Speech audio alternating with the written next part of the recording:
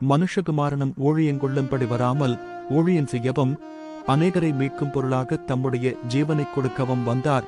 பரிசுத்த மத்தேயு எழுதின சுவிசேஷம் 20வது அதிகாரம் 28வது வசனம்.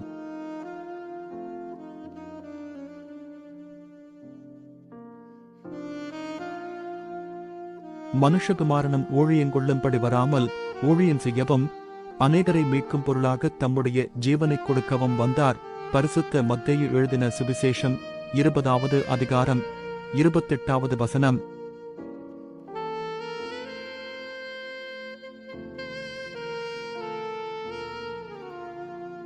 மனுஷகுமாரனும் ஊழியங்கொள்ளும்படி வராமல் ஊழியம் செய்யவும் அநேகரை மீட்கும் பொருளாக தம்முடைய ஜீவனைக் கொடுக்கவும் வந்தார்.